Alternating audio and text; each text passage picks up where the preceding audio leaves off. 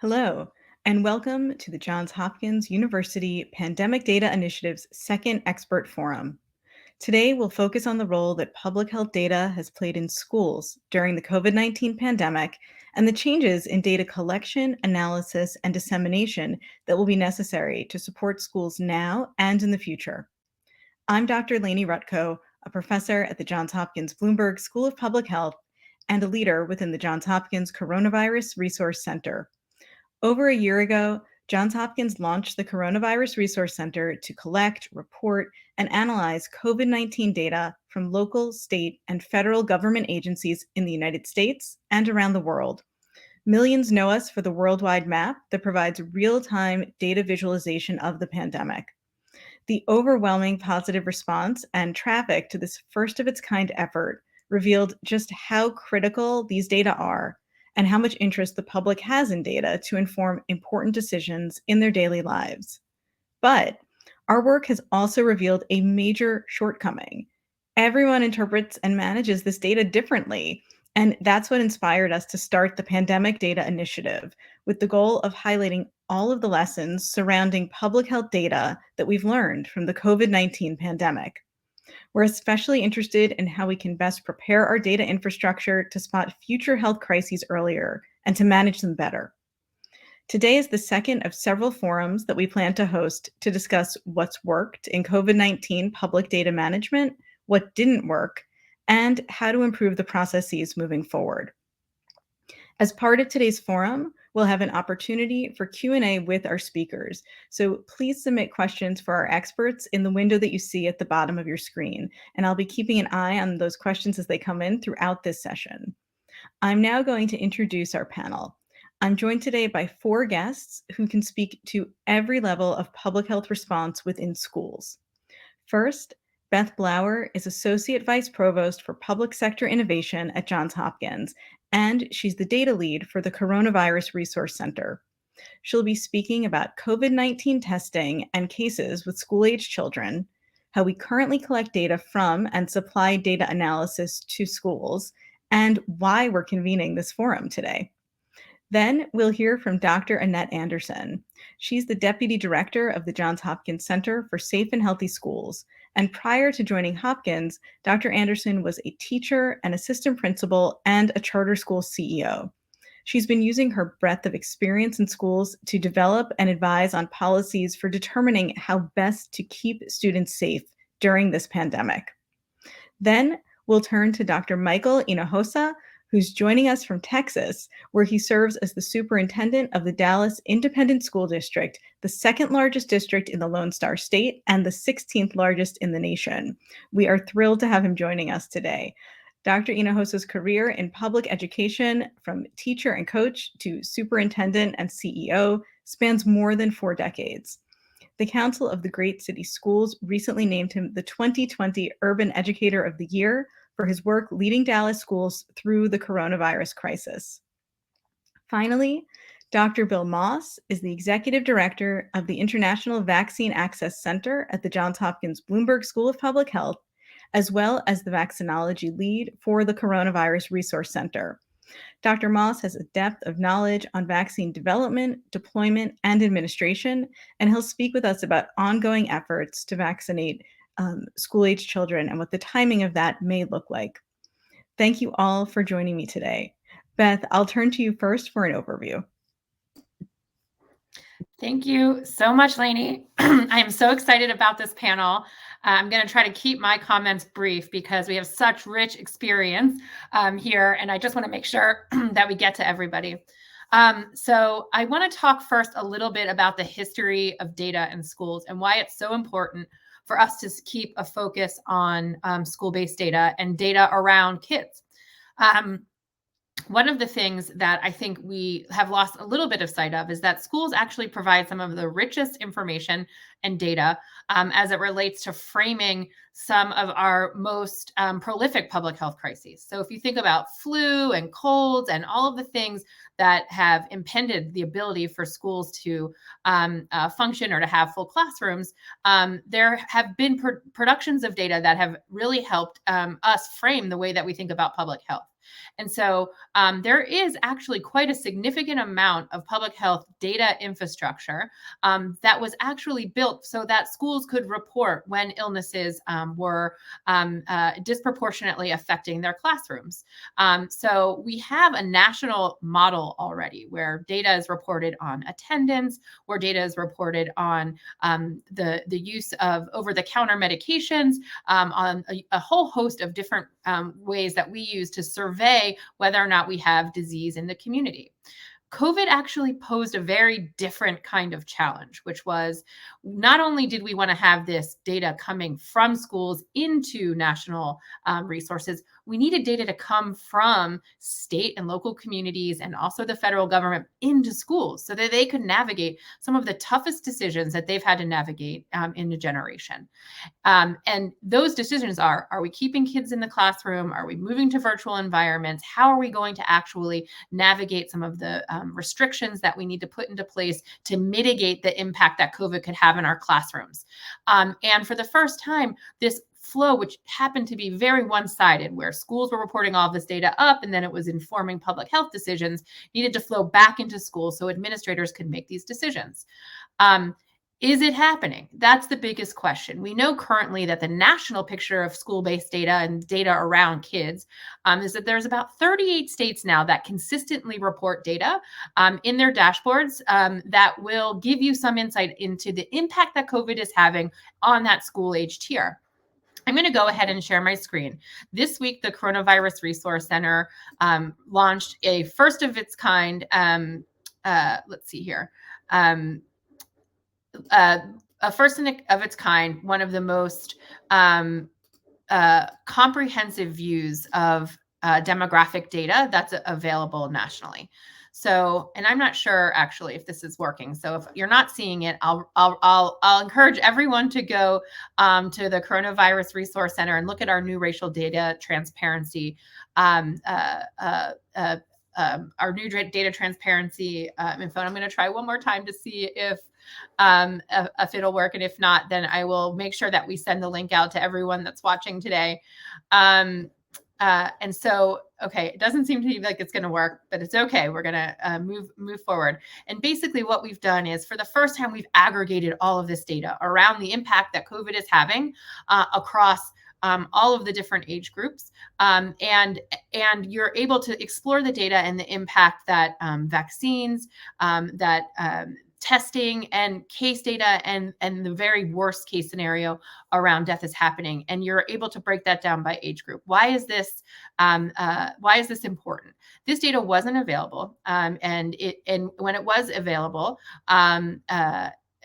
it was essentially what it was doing was impeding the way that school or organizational structures and management were able to actually respond to the disease, because we had aggregated data that was telling us a very homogeneous view of the way that the outbreak was manifesting in communities. But you were not able to dig down deep and to see really if there was disproportionality, whether you can make really discrete decisions around a school cluster or making decisions that were much more refined. And so now we're starting to see more and more localities release this information in more granular detail, and that can really help with public policy making. When you dive into the data, what you'll see is that 46 states have case and data death broken down by age. So you can really isolate that school age range and see the impact the disease is having, and the impact of the fact that we don't have vaccination coverage for the lion's share of children that are under 12 and under. 9 states have testing data, so you can see where children are being tested, so where you're getting access to testing. And 42 states are actually reporting vaccination data. So you can see whether or not your school-age population is actually taking advantage of the life-saving vaccinations that are available. When we consider just the sort of 10 to 19 age bracket, which is the bracket that is probably going to be representative of most school-age children, and you can see some pretty clear trends. Utah and Vermont, who's actually been quite a performer as it relates to the kind of mitigation strategies for COVID, they still are showing the most cases in that 10 to 19 range, with around 15% of their total caseload coming from the age band. In California, Connecticut, Minnesota, Puerto Rico, Texas, and Utah, kids ages 10 to 19 account for at least 10% of the state vaccinations. So we're seeing that number creep up as we try to encourage more participation, but we're really trying to emphasize the capacity of vaccination to help as it relates to school-based transmissions. The good news here is that the early returns on this data is that the most significant and severe parts of this disease, where it becomes fatal, is not affecting children in the same way that it's affecting adults, with less than 0.5% in the highest reported categories in California and New Mexico. So we are still keeping children safe to the extent that they're not experiencing the very worst effects, but we are seeing more hospitalizations. We are seeing a lot more case transmission in these younger years. And so it is critically important for us to have this data. Why? We need to understand this data in detail so we can make those calls, so we can give superintendents of school systems and principals the information that will allow them to guide the decisions that will keep their school community safe. And I think that the link has been put into the Q&A, and so hopefully you'll be able to explore this data on your own and see the sort of dynamics of this data. But just know that it's also not a complete data set. We're encouraging all states and local jurisdictions to be thinking about the way that they use demographic data as a way to really advance their public health strategies in particular communities. And this is going to be a challenge because there are no standards here. This is another area where there's a clear lack of standards around how we collect demographic data, how we share that data. And so another big call to action here is we need to have stronger standards in the way that we describe the age ranges and the way that we need describe race and ethnicity if we're going to be able to formulate the most direct and impactful public health strategies. And with that, I'm going to turn it back over to Lainey. Thank you. I'm so excited for this conversation. Looking forward to fielding some of your questions. Thanks so much, Beth.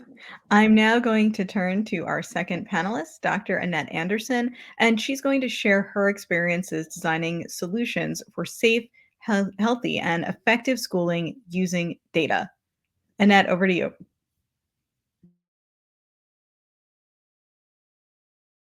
That I've shared. Can everyone see that? I'm hopeful that people can see it. Okay. I think you can. Yes. Awesome. All right. So as you might know, I am part of a collective called eSchool Plus. And eSchool Plus is meant to look at equity as an issue in school reopenings. So one of the things that, so I don't know if I can actually move through this as a PowerPoint slideshow. Let's see. I'm having a little bit of trouble getting this to move out. Let's see. Hold on. Let's see if I can share it again. No. I can see it and I can share it, but I can't. I'm having a little bit of trouble. Let me see. Share screen. No, I'm not able to. I can show the PowerPoint. Okay, but I can't get to move within it, and it's not sharing now. Okay, it says it's loading. So my apologies. Basically, what I wanted to spend a few moments talking about is how we in eSchool Plus really started this process of collecting data to look at equity in school reopening. And so the challenge that we have had, and I apologize because I'm not able to share right now. My screen is just going, it's buffering. But I will just try to go through a little bit of an overview of what we were able to do with Equity School Plus. So one of the nearest one of the most pressing issues around reopening schools was what data schools needed to know whether or not schools were prepared and able to open schools safely and in a healthy way. And so we were interested at eSchool Plus in how that was going to look. And so we undertook last spring and over the summer of 2020, actually, the state reopening dashboard. And that was a major project that we looked at all 50 states as well as some territories to see how those different states and territories were classifying different elements of their school reopening plan in accordance with what we were calling the operational issues. And then there were also equity issues. So there were 12 categories for us altogether that included things like academics and COVID protection, before and after school programs, transportation, health services, and food and nutrition. And then we had this other category around equity and ethics, like parent choice, teacher and staff choice, children of systematic disadvantage, special needs, privacy, and then engagement and transparency. So what we were able to find as we started to do this work was that this equity category was a very wide open space because we needed to figure out more distinctly how schools and districts were trying to narrow the learning gap in the pandemic, and looking at where instructional access had been really disrupted in a way that had been exacerbated due to issues like lack of access and the need for additional instruction time, thinking about things like accommodation for children. So we were looking at how we could measure that in these state reopening plans. And we were able to get all of the plans, as I said, from all 50 territories and states. But what we saw when we initially started collecting this data was that only 16 states, when we first opened up this data trove, only 16 states were addressing all 12 categories in their reopening plans.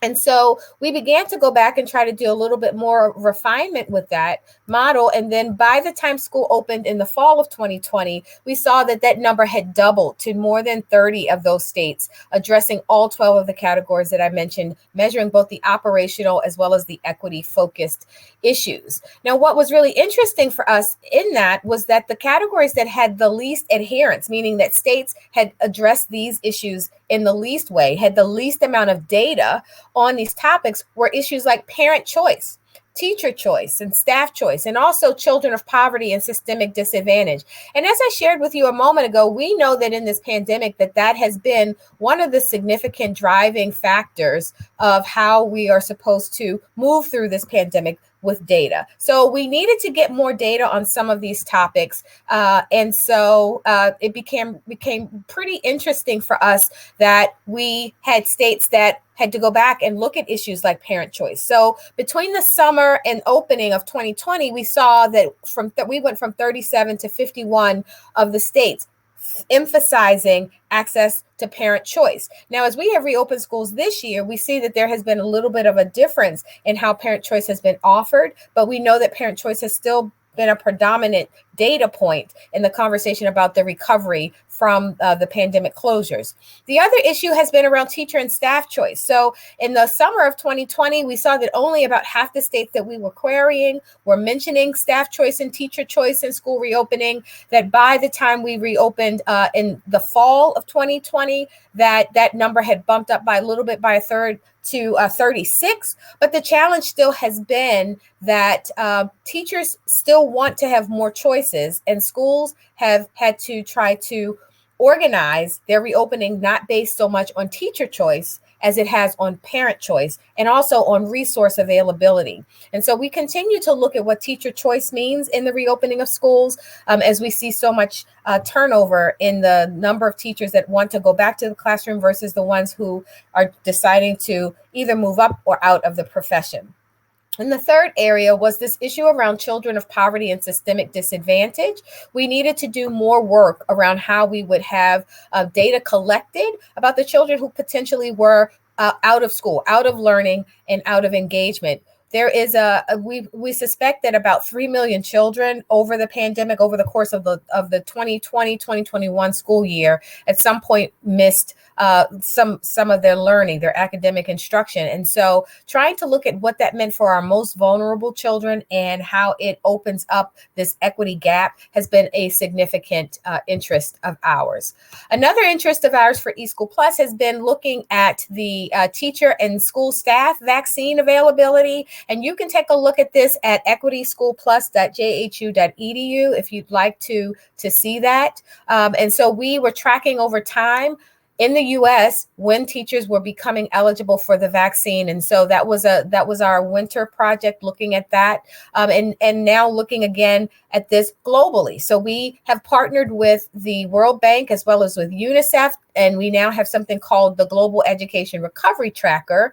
And that is looking at some of these issues, of these same issues around equity on a global level, looking at the availability of in-person versus remote or hybrid education, also looking at the access to teacher availability, also thinking about how remote education is being delivered for students who are in rural and low-income countries that still have not fully reopened. And so if you go to our COVID Global Recovery Tracker at www.covideducationrecovery.global, you'll see quite a few of these updates around that we have been doing with weekly data polls on what the school districts around the globe are doing to reopen schools. And as we think about school reopening, we know that there are really, for us, there are a few topics that we want to dig more deeply in, to look for data so that we can continue to measure these equity challenges, issues like housing policy. We know that,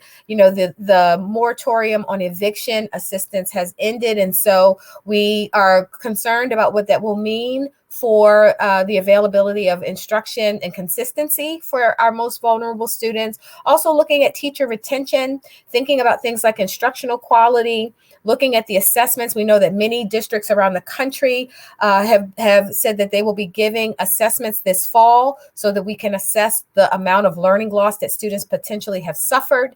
And then thinking about how we plan over the course of this next year through this pandemic to continue to support interventions to catch kids up who may have missed out on pieces of their learning.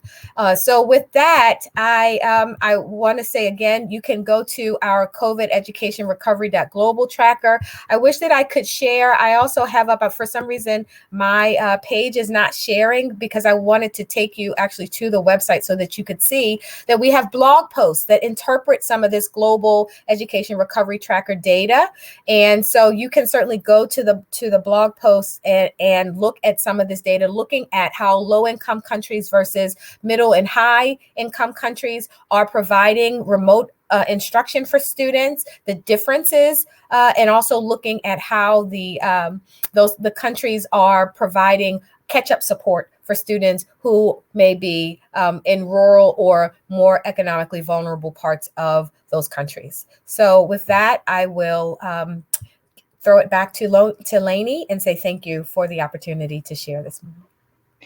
Thanks so much, Jeanette. I've had the privilege of watching from a slight distance, but with great admiration for all of the work that you've been doing throughout this pandemic. And with apologies for the technical difficulties, the links that Annette mentioned are in the Q&A, and we're also going to work on getting them in a pop-up pattern. Lainey, am I still up? Yes. Can you hear me? Okay, thank you. You're also seeing our audience. You're seeing a banner right now that has a link that will take you to the demographic data visualization that Beth Blower mentioned. And as I said, we're getting the links that Annette mentioned into the Q&A. I'm now going to transition to another expert on our panel with on-the-ground experience in schools, and that is Dr. Michael Inohosa, who will speak about his experiences leading with data to keep the students of Dallas safe during this pandemic. Michael, over to you. Thank you. Thank you so much for having me. And first of all, I want to thank Johns Hopkins, because even when this pandemic first started, I think it was MSNBC that used to keep this tracker of all the data that was happening in every state and every country. And I would just be mesmerized by watching that data and as it was rolling out. So How do we use the data? Well, let me tell you, a lot of times I'm known for some of my Hinojosa-isms, and one of them is I say all data is relative. Data is important, but as compared to what? And then, superintendents, I was quoted in Time magazine as saying that superintendents have been hung out to dry at this time because depending on what perspective we see, people are using different data to tell us what kind of decisions we need to make. And it's more complex for a situation like mine because I happen to be the superintendent in a blue city, in a purple county, and in a red state. So everyone was bringing their professionals and telling me what data I should use to make my decisions. Finally, I had to just say, forget it. I'm going to go with people that I know and instincts that I have and do the best thing to protect our children. I am not even going to try to share my screen because these two learned professors couldn't do it. I sure can't do it. But I'm going to send it a copy of this deck, and you guys can share it afterwards. So, this was a presentation that I made at the Dallas Regional Chambers of CEOs, and actually Margaret Spellings was in the audience, and she texted me afterwards and said, "You made a very complex issue simple for us to understand." And so what I entitled that presentation, and I only had 10 minutes, and I said, last year was a year like no other. And then I said, August was a month like no other. And so what do I mean by that? So what I started is I had a chart. I had a PowerPoint deck, and I had a little bit of text and then some numbers. At the top of the numbers, I said, when we ended the school year on June the 18th, 2021, we had 180 new cases in Dallas County on that day. We had one student case and we had one staff case. And so we were fat, dumb, and happy. We were going to have a great year. We were going to come back to normalcy. Not. So then the next deck I presented, the next page I presented was actually on August 2nd. Because of this learning loss recovery, we have 3 different calendars. I had 5 brave schools that completely reinvented their school year and had a year-round calendar. On August the 2nd, I visited one of those schools. That day, the county numbers had gone up to 870 new cases. Student cases 0, staff cases 12. I said, okay, something's going on here. The very next day, August the 3rd, I meet with the Dallas Morning News editorial board to tell about how normal our year is going to be. That day, the county goes to red. The county has 711 new cases, student cases 0, staff cases 25. Okay, the very next day, I'm in Austin meeting with a group of superintendents, and we have a very prominent lawyer that says maybe, because only had 3 ways to mitigate. One was remote learning, and they did away with it in Texas. 2 was vaccines, and of course, we have a passport law in Texas that we can't even ask who's been vaccinated. And then 3 was masks. So at that time, but our governor had said you can't use masks as a strategy. On August the 4th, the county had 893 cases, student 0, staff 30. The next day, on August the 5th, I come back. I'm about to have my team meeting with my chiefs, my senior staff, and the Houston superintendent, who's brand new, calls me and goes, "We've gone red. I think we're going to implement a mask mandate." I said, "Man, brother, you can't do that." I said, "But go ahead. I'm with you, win or tie." But then, as it turned out, he had to go to his school board, and he decided to call a meeting for the next week. Then we had an emergency call of all the urban superintendents in Texas, and we started looking at our numbers. And the numbers in Dallas County now had gone up to 1,300 new cases. And now we're still at 0 at students. We're at 45 on staff. And so then I was bragging that all of our kids had masks on, and my deputy superintendent says, they only had masks on because you went to that, they knew you were coming to that school. We only had, actually in the school she went to, it was only 70% compliance. So then I said, oh my goodness.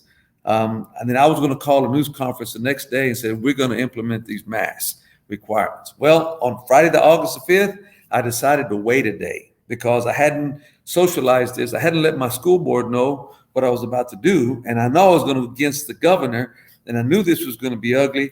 And so I decided to wait. I postponed. I cleared my calendar. I contacted our county executive, talked to their health professionals. That was on August the 6th, on Friday, August the 6th. Then on Monday, August the 9th, we have another 41 schools that are coming in with an intercession calendar to try to recover from this loss. And the Dallas Mavericks adopted a school, and the CEO of the Dallas Mavericks went to a school with me. And then I knew I was about to implement a mask mandate because I had a news conference call for 11:30. By the way, the cases on Friday were 830 for the county, 0 for students, 60 for staff. On Monday, August the 9th, the cases at the county are 796, staff 78, students 4. Now we've got students coming. And so at 10:30 that morning, I called the news conference and said, we're implementing a mask mandate against the directive executive order of the governor. Then the next 4 days, all heck broke loose. The average number of new cases in Dallas County for the next 4 days were 1,636. Students, 33. Staff, 136. But our kids wanted to come back, and our families wanted to come back, and we had to keep them safe. And then that weekend, we got into some litigation with the Attorney General. And the Attorney General said that he was going to come after school districts that had a mask mandate. So on a Sunday afternoon, I talked to my team and we called the news conference and said, in spite of them coming after us, we're going to have the mask mandate. So then on August the 16th through the 20th, the rest of our schools come in. County cases, 1,746 daily. Staff, 235, student 223. And we joined the lawsuit that day. So then by the next Monday, we had 13, we're still averaging 1,300 cases. Staff and student are both in the upper 200s. So then we get to the 24th of August, and the cases in the county are still over 1,100, but now the student cases are starting to surpass. This is a different variant. This is COVID 2.0. It's not COVID 1.0. Now we have 363 cases of students and 259 of staff. Then now the students go to 518 and the staff is at 300. And so now it is even further exacerbated. But then also my last page on my deck that I presented to these people were, I compared us with the suburban counties that did not have a mask mandate. And we had 0.48% of our students were getting COVID in comparison to the suburban districts that were 1.42. So it was instinct, it was gut, but it was based upon data. I've been a superintendent for 27 years, and I see things in patterns and numbers. And Johns Hopkins is a trusted institution, and I had to make these decisions based on everything coming at me in real time. And dealing with all the different political elements in the media, it was like an August like no other. So that's my story, and I'm sticking to it. And I'll pass to the next witness, and then I'll be back to answer any questions that you may have. Thank you, Michael. Gosh, I felt like I was experiencing the whiplash that you must have felt as you were describing the progression of events. And I'll say once more, I said it in the intro, but I'll say it again. It is a real privilege to have someone who has been on the front lines making these decisions and leading with data. So thank you so much, both for all you've done, but also for joining us today.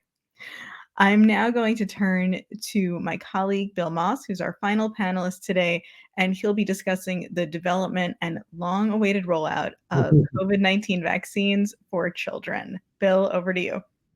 Great. Thank you very much, Lainey. And I just want to start off by saying that, COVID-19 vaccines are and will increasingly be an important tool in our toolbox to protect school children while they're in school from getting infected with SARS coronavirus 2 and particularly getting disease from COVID-19. But I also want to point out that that it's the masks, as Dr.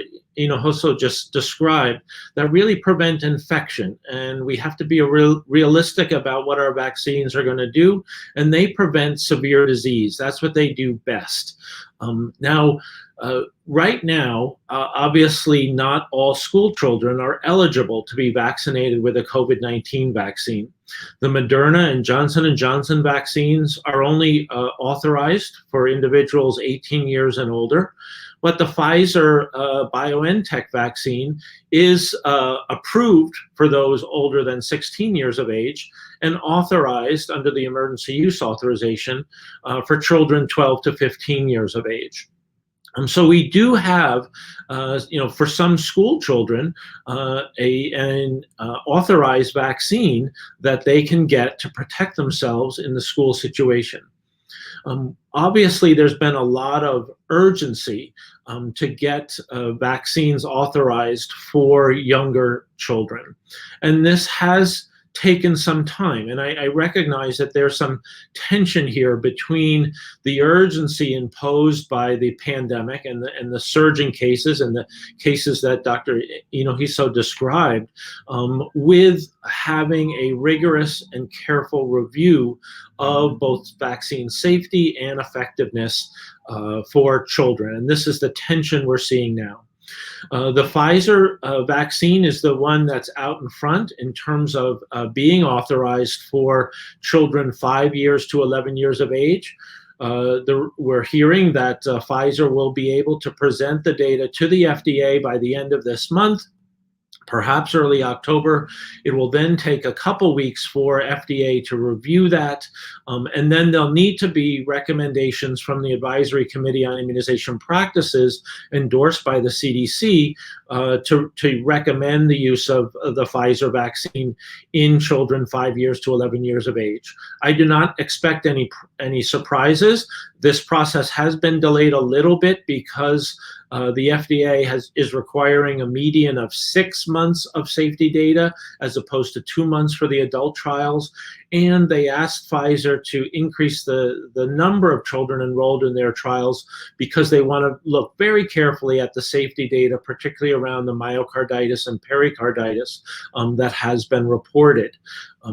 Children younger than 5 years of age, so children 2 to 4 years of age, Pfizer is, as well as the other pharmaceutical companies, are collecting data on the younger age.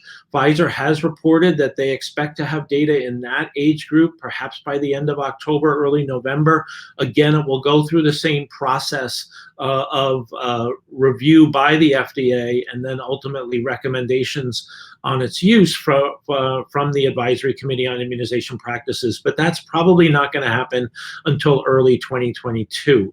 Now, vaccine data, just very briefly, because I want to leave time for discussion. Vaccine data is really critical. I work at the International Vaccine Access Center, and I would say pretty much all we do is look at vaccine data. It helps us understand the public health impact of vaccination. It helps us monitor program performance and to guide vaccination strategies. And I want to come back to the demographics of COVID on the new data that Beth outlined on the JHU Coronavirus Resource Center really highlights the need for standardization, as Beth said. The ideal vaccination data would be collected at the individual level. We'd have the date administered, the type of vaccine, whether it's the first, second, or an additional dose, but also key demographic data on age, sex and gender, race and ethnicity.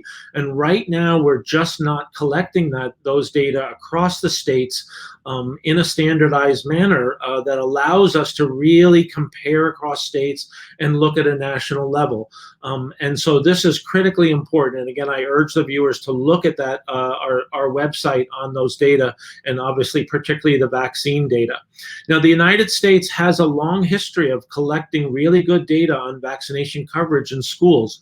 The state immunization programs every year collect data on kindergarten vaccination assessments. And just so people have an idea of what that shows, 95% of all our kindergarten students in this country are vaccinated with the standard routine vaccines. And this is because each state has requirements for school entry on vaccination.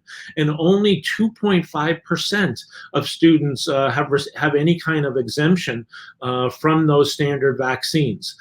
There's obviously a lot of discussion about this with regard to COVID-19 vaccines, but I think it's very important for people to know that we have a data collection system for routine immunizations, and it shows very high coverage, very few exemptions. Now, COVID-19 vaccines are different.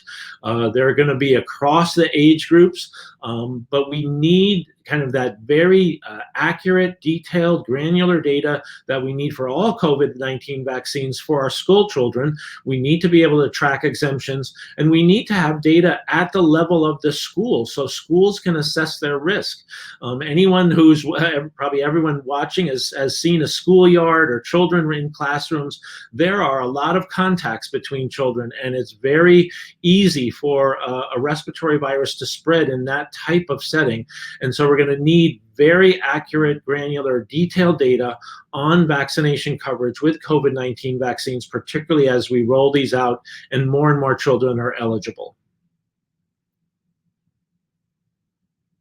As you and several of our panelists know, I am the parent of one of those not yet eligible young school-age children, and I think exactly the thought that you said when I see him out on the playground with friends. I want to thank those who are watching, who are submitting questions. I see your questions coming in, and we're going to transition to them now. Please do continue to submit them for the remainder of the session, and we will get to as many as possible. I know our panelists are anxious to speak to your questions. So, Bill, I'm going to start with the first question to you, and this concerns what we've been hearing lately, which it feels like children are getting COVID as a higher rate now than they were in the early days of the pandemic. Is that actually the case, or how do we understand this information? Yes, it's still unclear whether the Delta variant causes more severe disease in children. And if you look at the numbers, again, coming back to the data, the increase in hospitalizations, or I should say cases and hospitalizations in children really parallels the increases in cases and hospitalizations that we're seeing in everyone across age ranges in adults. And so what we're seeing is because there's more transmission in some communities, particularly in certain hotspots around the country, where we're seeing more cases in adults. In those settings, we're seeing more cases in children. Now, it is true that some hospitals have reported, that their hospital beds are full of pediatric patients with COVID, their ICUs. It's just not clear yet, Lainey, that this particular Delta variant is causing more severe disease. I think it's largely reflecting the broader transmission and increases in cases and hospitalizations across the board. Thanks so much, Bill.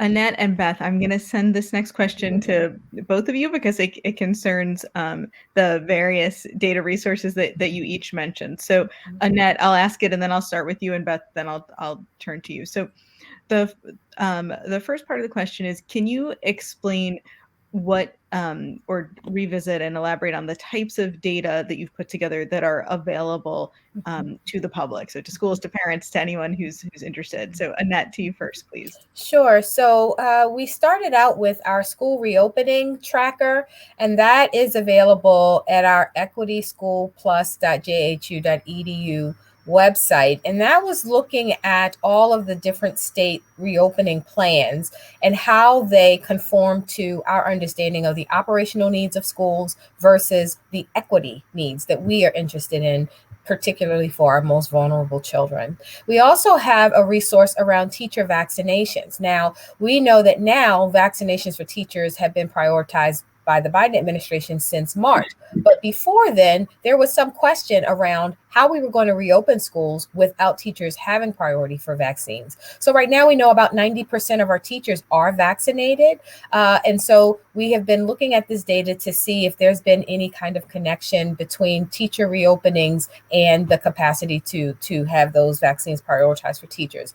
And then finally, we have our GERT, our Global Education Recovery Tracker. And that's been this partnership, as I explained earlier, that is with both the World Bank and with UNICEF to collect data from over 200 countries around the world, looking at what kinds of data those different countries are reporting in their attempts to reopen. So, for example, you have some countries that extended learning over the summer. They decided, because they had been closed to in-person learning all spring, that during the summer they were reopening. You still do have some parts of the globe that are in remote learning as we reopen this fall. And we're seeing that happens more often in our low to mid-income countries. And so for those countries, for example, you see the predominance of things like radio and paper and pencil kinds of modes of instruction for those students. So we're trying to track this information and figure out like what this means for our capacity to get our schools back to whatever we thought normal was in March of 2020. Thanks, Annette, and Beth, to you. Yeah, so on the Coronavirus Resource Center, we have just launched this week a demographic data explorer that will allow you to look at demographic data at the state level. That's a focus on breaking down the age, race, and ethnicity across some key categories: cases, deaths, access or testing, and vaccination. Again, this is all scaled up to that state level because as you get further and further down, there's a lot of disproportionality in the way that data is reported. So in the new demographic tracker, it's at the state level. And then if you want more granular level on what the demographics of particular communities look like, you can find in this US map and also on our region pages in the CRC more demographic data that will give you a depiction of a county-based demographic view. So those are the data assets that we have available on the site. And again, we're pulling this all from publicly available data, either at the jurisdiction level or in some cases from the federal government. Thanks, Beth. Michael, I have several questions coming in for you. The first is about how you're using data, or how you anticipate that you'll use data as you have to make difficult decisions during this year for implementing events like dances or other milestones that some students missed out on last year and are really hoping to experience this year. So what's your thinking as we approach those moments? Yeah, we deal with this every week because there are a lot of students. We want students to get back to the normal life, and we have students that have missed out on banquets and activities, but we have to be very guarded. Extracurricular in Texas, there's two sports, football and spring football. And so most of our secondary cases come from football because the kids can't wear a mask at football practice. And so we're limiting as much of that as possible, but we also need some kind of normalcy. So we make those decisions on a case-by-case basis. There's actually a lot of, in the music world is where we've had to really pause because of the instruments and how you do music. It has a bigger chance of infecting people, but we also know that people need to get back to life. And so we monitor those cases and we make decisions almost on a weekly basis about, depending on the number of cases and what's happening with our county, how are we going to operate things this week? And so luckily our county health department stays in touch with us quite a bit. And so we just monitor it on a can-go basis almost daily. Thanks, Michael. And I also have several questions coming in for you. I'm going to batch them into one with a shared theme. It concerns testing and how you're approaching that. Are there federal or state funds to support it? What does it look like for you on the ground? Yeah, thank goodness for the federal government, because they kind of saved us from the state. And so we have a significant amount of dollars that are, we call ESSER funds, that are the recovery funds that allow us to do the testing. And we're very fortunate in Dallas, even though we're 95% economically disadvantaged, 90% economically disadvantaged, 95% ethnic minority, 48% English learners. We can afford to have a nurse on every campus. So we have a nurse. We do testing on our campuses. Our county health department helps us significantly. We actually have school-based health centers on 12 of our secondary campuses, a full-fledged clinic in addition to the nurse. So we have the capacity to do that. At our football stadium, we use the whole parking lot for testing for the last year and a half. We said, we're not going to be playing football here. We work with the county to have drive-up, pop-up testing. So we take care of that as much as we did. Now, we did change a few protocols. Like what was not effective and was not efficient was doing temperature checks at the door. That gave us no data that was meaningful. So we did away with that. But now we have testing, which is actually much better. We do vaccinations on campus. We have registered nurses on every campus, RNs, and so they can help us execute on solutions. And so we're very pleased that we've been able to maintain those kind of staffing requirements. Thanks, Michael. And with your last comment, you actually anticipated the next question I was going to ask you, which concerns what you're seeing on the ground in terms of vaccination. Of course, concerns about mandates, but what's the experience been like for you and for your team? Well, let me tell you what, I was very proud because some of those same federal dollars allow us to, since we couldn't mandate vaccines, we incentivized the behavior that we wanted. We told people we'd give you $500 if you can prove you've been vaccinated.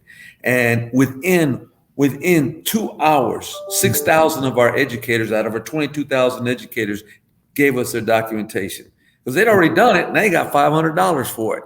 And so then, since we started that, we are now up to 75% of our employees, including bus drivers, food service workers that have given us documentation of their vaccinations.